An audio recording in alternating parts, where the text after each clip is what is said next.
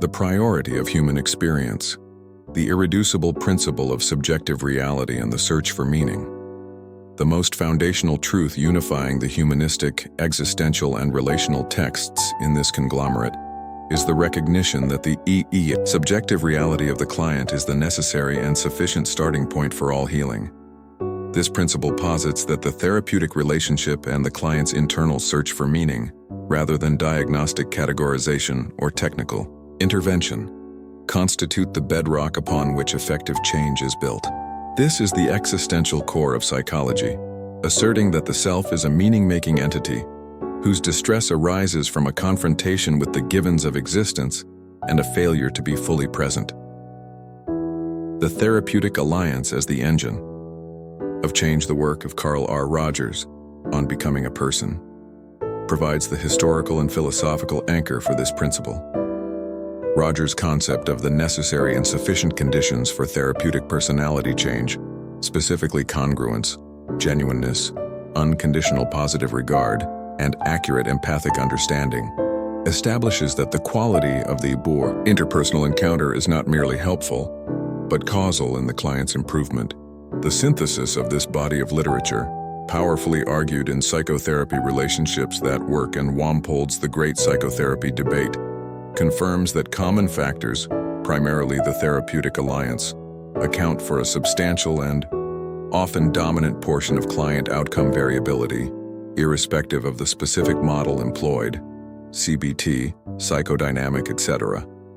The therapist's authentic presence and acceptance become the holding environment, a corrective emotional experience that fundamentally challenges the client's internal working models of self-worth and relational safety. The client, who often approaches therapy feeling isolated, fractured, or fundamentally flawed, is met with an authentic, non-judgmental witness, initiating a process of self-reclamation. The existential mandate: presence, suffering, and meaning beyond. Relationship quality: the priority of human experience encompasses the existential mandate, the necessity of confronting finitude, isolation, meaninglessness, and freedom. Irvin D. Yalom, both in his foundational group work, The Theory and Practice of Group Psychotherapy, and his reflective insights, The Gift of Therapy, argues that the therapist's primary task is to facilitate an authentic, here and now encounter with these givens. In the group setting, this is achieved by leveraging the group as a microcosm of the social world, making the universal anxieties of existence immediately palpable and addressable. In the individual context, it is the therapist's capacity for deep, authentic presence that catalyzes the client's self-exploration. This principle reaches its most profound articulation in Viktor E. Frankl's Man's Search for Meaning. Frankl's logotherapy asserts that the primary motivating force in human beings is the will to meaning, and that suffering, while inevitable, is rendered tolerable when meaning is found within it. This insight fundamentally reframes psychological distress. A crisis of mental health is often at its core an existential vacuum or a failure to perceive meaning, rather than merely a chemical imbalance or a cognitive error. This concept binds the humanistic, existential, and even the positive psychology texts in the collection. True healing is not the eradication of symptoms, but the discovery of a value-driven purpose, as later explored in Values in Therapy. The clinical implication is that the therapist must continually guide the client from the narrow focus on why they suffer to what for, the purpose, the meaning, the value they will endure and ultimately live. The personality structure and the subjective narrative. The subjective reality is further structured by the enduring patterns of self and relationship described in Nancy McWilliams' psychoanalytic diagnosis. While psychodynamic in origin, the concept of personality structure, the enduring, often unconscious ways a person organizes experience, defends against anxiety, and relates to others, is an irreducible element that colors every therapeutic encounter. This framework ensures that the therapist honors the individual's unique developmental history and defensive style. The synthesis recognizes that Rogers' necessary conditions are filtered through the client's subjective structure, An individual with a personality organization rooted in early relational trauma, as seen in cases described by Perry, the boy who was raised as a dog, will initially experience unconditional positive regard, not as safety, but potentially as a terrifying, disorienting anomaly. This deep respect for the subjective narrative extends to the memoirs in the collection. K. Redfield Jamison's An Unquiet Mind and the collective experience documented in Robert Kolker's Hidden Valley Road demonstrate that lived experience of severe mental health conditions like bipolar disorder and schizophrenia cannot be reduced to a clinical label. These narratives, where chaos, creativity, and profound suffering coexist, reinforce the principle that the core of clinical work is integrating the person with the disorder, not separating the two. The clinical reality is that the disorder is woven into the narrative of the person, a truth that must be acknowledged with empathy and congruence. In summation, the priority of human experience mandates that the clinician must prioritize the UA, client's internal frame of reference, cultivate a genuine empathic relationship, the sine qua non of therapy, and ultimately assist the client in confronting the unyielding existential realities of life to find or create a meaning that transcends suffering. This is the spiritual and relational foundation of all psychological healing, a core concept that cannot be outsourced to any technique. It is the commitment to seeing the whole person, whose subjective truth is the most sacred ground of the healing process. The recursive loop of the embodied system, the principle of the brain-mind-body synthesis. The second irreducible element derived from this collection, which links neurological case studies, trauma research, transdiagnostic manuals, and cognitive therapy, is that psychological distress is a systemic and recursive phenomenon, inextricably linking the neurological architecture, brain, subjective awareness, mind, and physiological reactivity, body. This principle refutes the historical Cartesian split, asserting that pathology is neither purely in the mind nor purely in the body, but a dynamic, mutually influencing failure within the embodied system. The neurological correlates of the work of neuroscientists like Oliver Sacks, the man who mistook his wife for a hat, and V.S. Ramachandran, the telltale brain, provides the empirical foundation for this principle.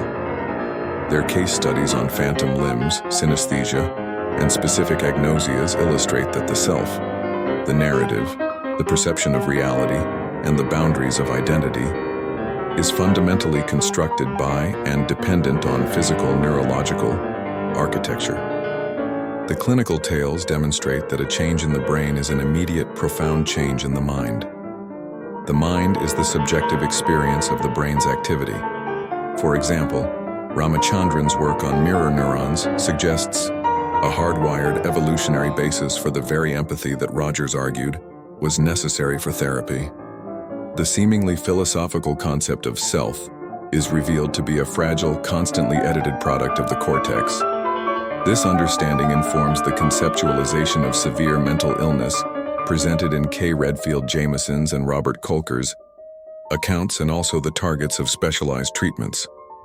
Schizophrenia and bipolar disorder are understood as disorders of neurological regulation, Jamison's An Unquiet Mind, which manifest as systemic breakdowns in cognition, emotion, and perception. The synthesis dictates that the therapist, while practicing the gift of therapy, must simultaneously honor the client's subjective experience and acknowledge the objective, often intractable constraints of their underlying neurobiology, trauma, as somatic imprint and systemic dysregulation. The recursive link between body and mind is most powerfully established in trauma research. Bessel van der Kolk's The Body Keeps the Score, and Bruce D. Perry's The Boy Who Was Raised as a Dog synthesized decades of clinical evidence showing that trauma is not a memory to be recalled, but a physiological state of persistent dysregulation. Severe childhood trauma, such as the experiences detailed by Perry, literally alters the brain's architecture, particularly the limbic system and prefrontal cortex, leading to enduring challenges with emotion regulation, attention, and executive function. The body becomes the repository of unresolved threat. This insight fundamentally alters the therapeutic task. Traditional talk therapy, focused solely on cognition and narrative, is insufficient because the traumatic response resides in the subcortical nonverbal domain, in the hyperarousal, the dissociative responses, and the somatic symptoms. Therefore, healing must be a bottom-up process, as reflected in the inclusion of bodily-focused approaches. This biological reality provides the ultimate rationale for the structured, exposure-based work detailed in manuals like Cognitive Processing, Therapy for PTSD, Monson, Chard, Resick. The goal is to safely process the memory and narrative, but the mechanism requires repeated engagement with the physiological and emotional fear response, habituation, to reprogram the limbic system's alarm bells. The body, not just the mind, must learn that the danger has passed. The cognitive and emotional architecture of the system, the success of cognitive behavioral therapy, CBT, represented by the works of Aaron and Judith Beck, Cognitive Behavior Therapy, 2nd edition, Basics and Beyond, Marcy G. Fox, and the multiple CBT manuals for ADHD, older people, anxiety, stems from its effective identification and manipulation of the mind's operational software, cognitive schemas, and emotional processing patterns. CBT operates under the principle that the mind's rigid, distorted, or inaccurate appraisals, cognitions, are the key mediating link between environmental triggers and emotional behavioral distress. This structural approach is expanded by the transdiagnostic and schema therapy models. The unified protocol for transdiagnostic treatment of emotional disorders acknowledges the systemic failure by targeting the shared underlying mechanisms, e.g., negative affect, experiential avoidance, that drive multiple seemingly distinct diagnoses. Similarly, Robert L. Leahy's emotional schema therapy argues that beyond simple cognitions, individuals hold deeply entrenched schemas about their emotions themselves, e.g., emotions are dangerous, my sadness will never end. These schemas are the internal manifestation of the recursive loop, linking early relational experience, mind, to emotional regulation, body, to interpretive beliefs, cognition. In synthesis, the recursive loop of the embodied system dictates that effective psychotherapy must be systemic. It must integrate the insights of neuroscience. The brain is the engine, account for the somatic imprints of trauma, the body holds the score, and address the mediating psychological architecture, cognitions and schemas. The goal of this principle is systemic integration, helping the client's brain, mind, and body communicate fluidly, rather than operating as independent, often conflicting components.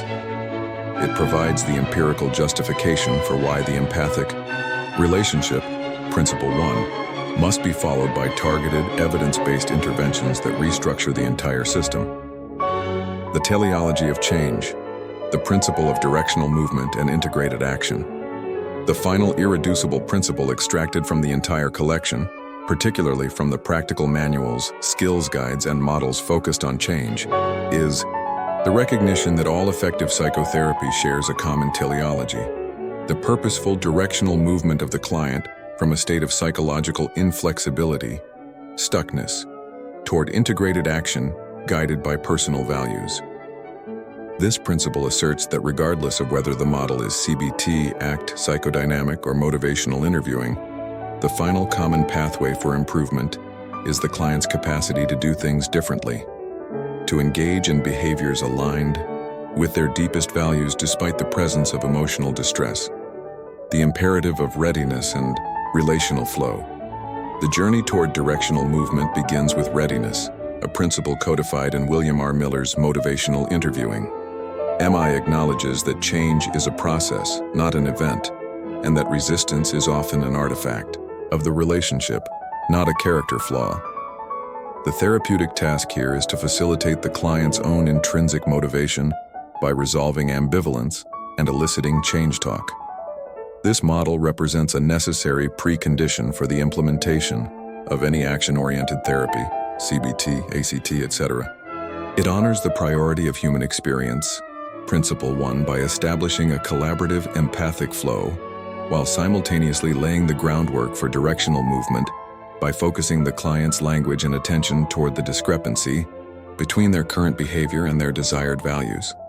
This focus on flow and relationship is echoed in emotionally focused individual therapy, EFIT, which targets core attachment needs. Sue Johnson's work aims to move the client from emotional isolation and rigid defensive patterns into flexible, adaptive emotional engagement. The directional move is from fearfully avoiding core relational needs to securely expressing them, facilitating a deep, experiential form of directional movement within the relational domain.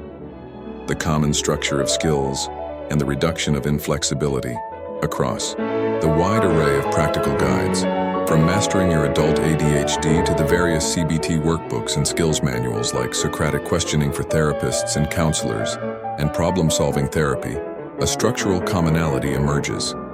All therapeutic. Change requires the acquisition of metacognitive and behavioral skills. These skills serve to introduce intentional, structured choice into systems previously run by automatic, inflexible patterns, the negative loops of the embodied system. CBT's directional movement, cognitive behavior therapy, second edition, basics, and beyond is the shift from automatic thinking to structured Socratic guided evaluation and modification. The skill of Socratic questioning is itself an irreducible tool across many modalities, forcing the client to confront the logical inconsistencies and empirical failures of their own rigid cognitive models. Problem-solving therapy provides a clear, actionable template for directional movement, breaking down overwhelming problems into manageable sequential steps, thereby combating the core human tendency toward global helplessness. Recovery-oriented cognitive therapy, ROCT for serious mental illness, provides a powerful synthesis, arguing that the directional goal is to move the client toward valued living by actively overcoming the negative self-schemas of worthlessness and hopelessness that impede action. The technique is secondary. The teleology is the commitment to a life worth living, psychological flexibility, and the primacy of values. The principle of directional movement culminates in the concept of psychological flexibility, the core mechanism of acceptance and commitment. Therapy, ACT, heavily featured in the works of Stephen C. Hayes and Kelly G. Wilson. ACT asserts that the ultimate source of human suffering is experiential avoidance, the rigid, inflexible struggle against unwanted internal experiences, thoughts, feelings, bodily sensations. The teleology of change in this framework is the movement toward mindful change, where the client learns to accept painful internal experiences, while simultaneously taking committed action aligned with their values. Values in therapy explicitly addresses this endpoint. The goal is not happiness, the absence of pain, but meaningfulness, the presence of value-driven action. This reintegrates Frankl's existential mandate, Principle 1, with the systemic E, model of behavior change, Principle 2. The client's body still experiences pain and the mind still generates negative thoughts, but the action is no longer dictated by the pain. It is dictated by the deeply held value. This final principle integrates the entire system. The genuine relationship, Principle 1, creates the safety for self-exploration. The systemic knowledge of the recursive loop, Principle 2, identifies the points of inflexibility, trauma, schema, cognitive error, and the teleology of change, Principle 3, provides the roadmap, utilizing skills and behavioral commitment to propel the client toward a life of meaning and integrated action. All models, whether psychodynamic, CBT, or existential, are ultimately vehicles for achieving this single directional goal: to unstick the client and facilitate purposeful value-driven living.